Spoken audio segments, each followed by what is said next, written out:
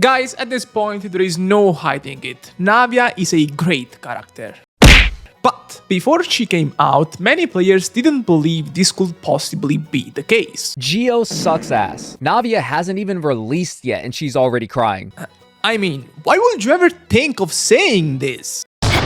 Yeah, Geo is trash, so clearly this character that is better than most Geo characters is trash as well. Fire! Navia on the standard banner, true. She's as bad as they are, right? Now, truth be told, Navia surprised even me compared to what I expected in my pre-release analysis, but I really felt like she was getting underestimated just because she is Geo, and that never really sat right with me. So, in this video we'll see the 3 reasons she's much better than you expected before she came out. The first reason is her impressive damage profile. Keyword: profile. Damage profile to me is different from total damage output because the latter only refers to the total damage a character can deal during a certain span, while the profile refers to how the character can deal this damage. Navia is a very unique character because she can deal a lot of front-loaded damage at different instances in a rotation. Characters like Tartaglia or Ayaka are often praised because they can deal a lot of damage through their elemental burst at the start of the rotation, or near the start of it. So, specifically, Frontload is the capability to deal a big chunk of damage early in your damage window. This is great, because the more you can anticipate damage in your rotation, the less the total rotation damage will be negatively affected by disruptive enemy actions. Generally, with front-loaded damage, there are 2 main trade-offs. The first is the setup you need to do to enable this type of nuke. So with Child, for example, you need to set up the pyro application on opponents so his elemental burst will vape. With Ayaka, you need to immobilize the opponents so you will be able to hit all of them with the elemental burst. And there is also the overkill part, because these elemental bursts are generally very big nukes and they can easily deal more damage than you need to defeat certain mobs. And that means that extra damage will be practically lost in the rotation. Somehow, Navia has a solution for both of these issues. First, the setup. It's technically true that you need crystallizes to enable big nukes for Navia, and they're technically part of the setup, but in my opinion, they're very consistent and they never feel like an issue in the rotation. They're very natural reactions that will get triggered if you do the rotation right. You won't get particularly disrupted if enemies have a specific aura on them or if your positioning is not perfect. It's all very consistent to me. The overkill part is even more visible to me for 2 reasons. The first, since with Navia, dealing the top damage of your elemental skill is dependent on you getting the stacks, if you don't need that much damage to deal with opponents, you can simply anticipate the skill earlier in the rotation, so you can front-load the damage even more. Like, for example, if you're dealing with opponents that only have 150,000 HPs, you can simply use the elemental skill at 2 or 3 stacks early in the rotation, so you kill them without getting the overkill thing. Secondarily, since you can use multiple elemental skills a rotation, that means you can front-load the damage multiple times a rotation for each damage window. Practically, you can see it as having an Ayaka burst at your disposal, just divided in multiple parts. Of course, if this purely theoretical Ayaka burst is enough to clear an entire Abyss wave or room, it's just better to get the entire instance of damage in a single action. On the flip side, if you're facing, for example, a boss that has multiple phases so you can't just one-shot it, or you're facing mobs in a room that are very hard to group,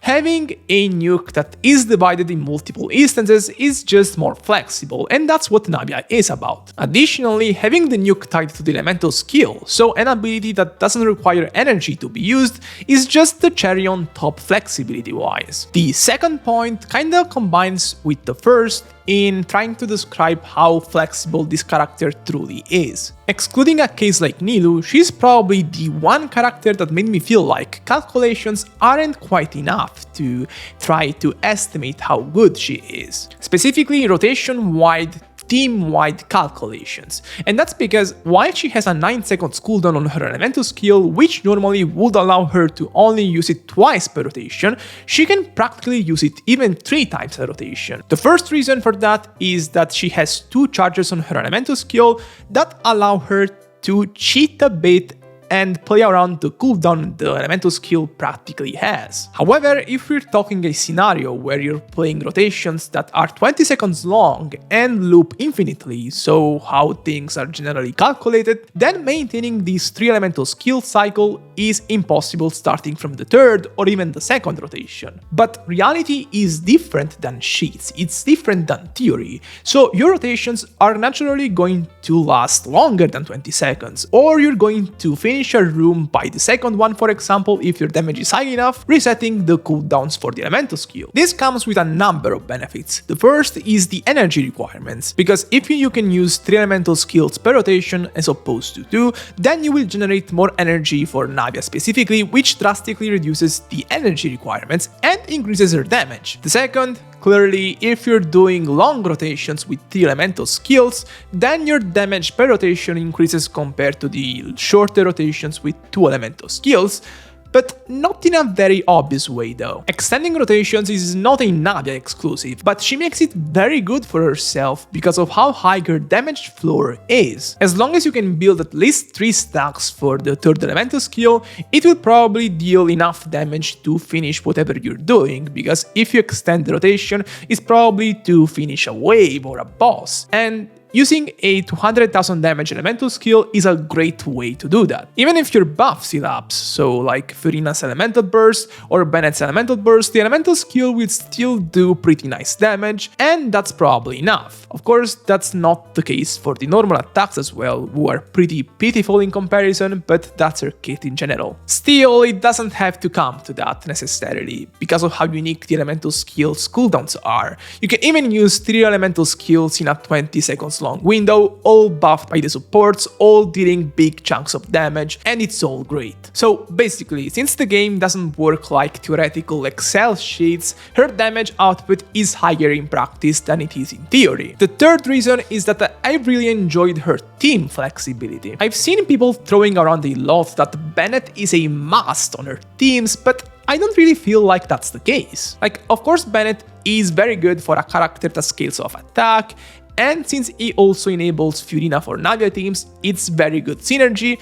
but is not a must, because she really fits in a lot of team types. Actually, I would argue that a support like Bennett, who restricts you to play within a small circle, feels pretty limiting for a character like Navia that is pretty mobile otherwise. In scenarios where you're facing bosses, for example, so opponents that are pretty easy to face mechanically and you can execute fixed rotations pretty consistently, the hyper team with Bennett felt good to me because those restrictions didn't feel as limiting, while against rooms where you're facing a lot of mobs that move around and you have to really think about how to face them, to handle them, other types of teams just felt smoother to me. So teams like Navia Double Hydro or Navia Double Electro Double Geo with Fischl, Yae, and one between Zhongli and Albedo feel quite good in multi-wave and multi-target scenarios because of how flexible the whole team is. You can simply play it in a very quick swappy way. And also because Navia's damage floor is genuinely pretty high, like she just deals a lot of damage without needing really that much supporting,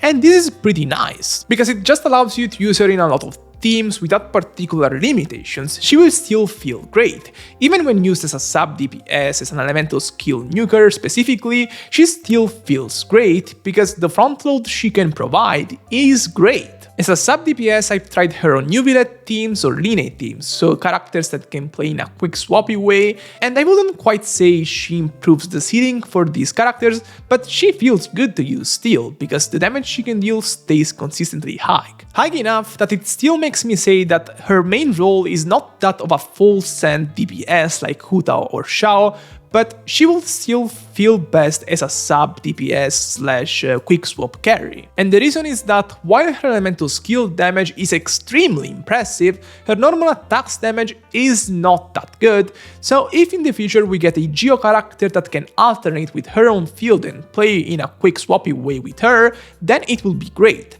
It will be basically a Ningyu Ang upgrade that, in my opinion, Navia really needs to maximize her potential. So, Navia is a very good character that still has big room to grow in the future, and that has me really excited. And with this, I'm done for today.